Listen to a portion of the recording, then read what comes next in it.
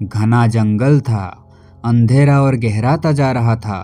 हर तरफ सन्नाटा था, केवल पत्तों की सरसराहट और रात की जीवों की आवाजें गूंज रही थी। वीर योद्धा राजा विक्रम अपने कंधे पर बेताल को उठाए अपने यात्रा पर आगे बढ़ रहे थे। बेताल ने अपनी शरारती हंसी के साथ कहा, राजा विक्रम, क्या तुम्हें कभी डर नहीं लगता? ये यात्रा तुम्हें जीवन से अधिक मृत्यु के करीब ले जा रही है। विक्रमादित्य ने दृढ़ता से उत्तर दिया, धर्म और कर्तव्य से बढ़कर कुछ नहीं। मैं जो सही समझता हूँ वही करूँगा। जंगल समाप्त होते ही राजा ने खुद को एक अजीब और उजाड़ गांव के सामने पाया। ये गांव अन्य किसी भी गांव से अलग था। सारे घर जर्जर थे, लेकिन उनमें से हल्की रोशनी झलक रही थी। एक अजीब सा सन्नाटा पूरे माहौल में फैला हुआ था। राजा ने बेताल से पूछा, ये स्थान कौन सा है? यहाँ कोई इंसान क्यों नहीं दिख रहा? बेताल गंभीर स्वर में बोला, ये मृत आत्माओं का गांव है। यहाँ जो भी प्रवेश करता है उसकी आत्मा हमेशा के लिए यहीं अटक जाती है। क्या तुम सच में आगे बढ़ना चाहते हो राजा? लेकिन विक्रमादित्य बिना रुके गांव में प्रवेश कर गए। राजा ने गांव के एक पुराने मकान में कदम रखा। वहां एक अलमारी में एक प्राचीन किताब रखी थी, जिसकी धूल से भरी जिल्लत पर अजीब से चिन्ह बने हुए थे। जैसे ही राजा ने किताब उठाई, एक धुंधली आवाज आई, जो इस ग्रंथ को पढ़ेगा उसे मृतकों के सवालों का उत्तर देना होगा। सही उत्तर देने पर ही मुक्ति मिलेगी, वरना उसकी आत्मा यहीं भटकती रहेगी। राजा ने निडर होकर किताब खोली और पहला पृष्ठ पढ़ा। अचानक पूरा माहौल बदल गया। सारा गांव अदृश्य हो गया और राजा खुद को एक अजीब और भयानक स्थान पर खड़ा हुआ पाया। चारों ओर धुंध थी और असंख्य आत्माएं विलाप कर रही थी। राजा के सामने एक वृद्ध आत्मा प्रकट हुई। उसकी आंखों में वर्षों पुराना ज्ञान था। राजा विक्रम, तुमने इस दुनिया का द्वार खोल दिया है।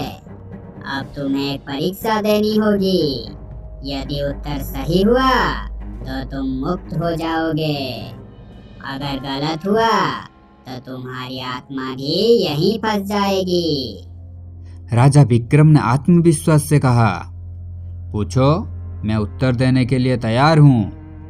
वृद्ध आत्मा ने कहा, एक राजा के 3 पुत्र थे और वो अपने राज्य के लिए सबसे न्यायप्रिय उत्तराधिकारी चाहता था। उसने तीनों को एक मूल्यवान रत्न दिया और कहा कि इस रत्न की चमक उसकी सत्यनिष्ठा पर निर्भर करेगी। पहला पुत्र बोला, मैंने कभी झूठ नहीं बोला। दूसरा पुत्र बोला, मैंने कभी कभी भलाई के लिए झूठ का सहारा लिया है। तीसरा पुत्र बोला, मैंने कभी झूठ नहीं बोला, लेकिन कई बार सच्चाई छुपाई है। अब बताओ, राजा किसे उत्तराधिकारी बनाएगा? बेताल ने राजा को चिढ़ाते हुए कहा, गलत उत्तर दिया तो हमेशा के लिए यहीं रह जाओगे राजन।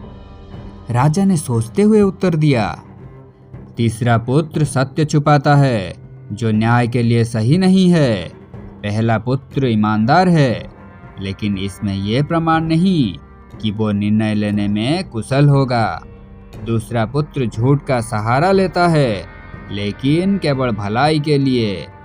यही एक सच्चे राजा का धर्म होता है। इसलिए सही उत्तराधिकारी दूसरा पुत्र होगा। वृद्ध आत्मा मुस्कुराई और बोली, राजा विक्रम, तुम्हारा उत्तर सही है। तुमने बुद्धिमानी और न्याय का परिचय दिया। अब तुम मुक्त हो सकते हो। क्षण भर में सारी आत्माएं अदृश्य हो गई और राजा खुद को फिर से गांव के बाहर खड़ा पाया। बेताल हंसते हुए बोला, राजा, ये यात्रा अभी खत्म नहीं हुई। आगे भी तुम्हें कई परीक्षाएं देनी होंगी। राजा ने इस अनुभव से सीखा कि न्याय और सच्चाई का पालन ही सच्चे शासक का धर्म है। चाहे परिस्थिति कितनी भी कठिन क्यों ना हो, सही निर्णय ही हर बाधा को पार करने की कुंजी है।